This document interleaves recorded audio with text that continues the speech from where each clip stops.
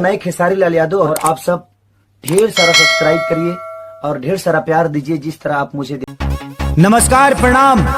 हम खेसारी लाल यादव और हमरा तरफ से जितना भी देवघर में आयल कंवरिया बाड़े सबके स्वागत बा, वेलकम बा। रवाई हमरा दुकान पर और उचित दाम पर सब सामान लेके चल जाई। ए चाची, ए काकी, ए भौजी, भाइयों, अरे हनावा बाबा बाबा हनावा बोल बा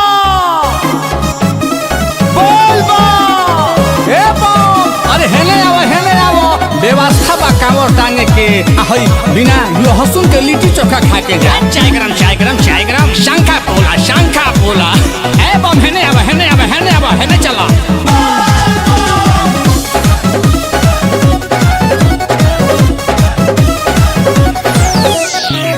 इतना दिन से पियऊ बेरोजगारी रहले, ए कामर लेला औरत नहीं कवनो कारोबारी रहले।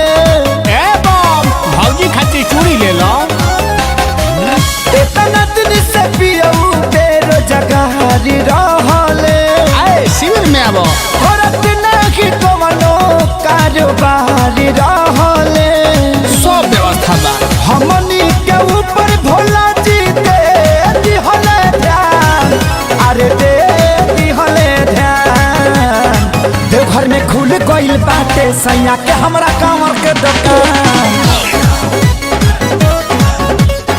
देवघर में खुल गइल बाटे राजा के हमरा चूड़ी के दुकान।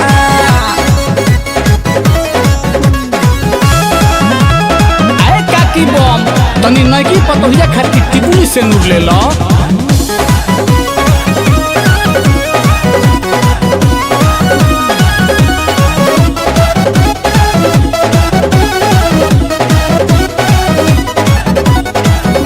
जे जान मांगे पियवा झट से न देता, बाबा धाम जाके बनल ठोकबी करेता।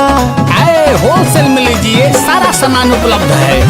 जे जान मांगे पियवा झट से न देता, बाबा धाम जाके बनल ठोकबी करेता। पूरा मोबाइल मन के सारा यारामान, ए जी सारा यारामान।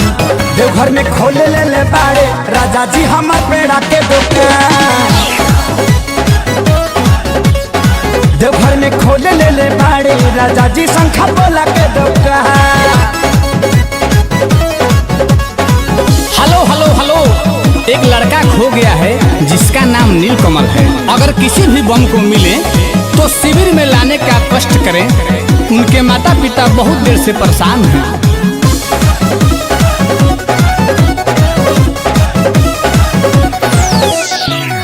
हो गइल सफल हमार भूखल सुमारी, बड़ी आदमी बन गइले सही आँखें सारी।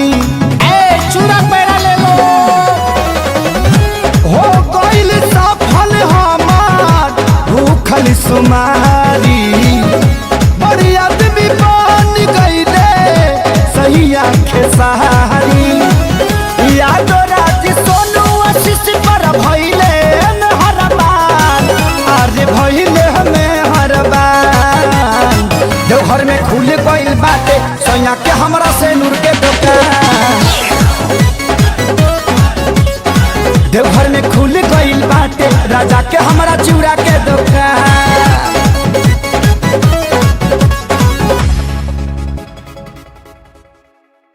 देवघर में खुल गइल बाटे सैया के हमरा कांवर के दुकान। देवघर में खुल गइल बाटे राजा के हमरा चूड़ी के दुकान।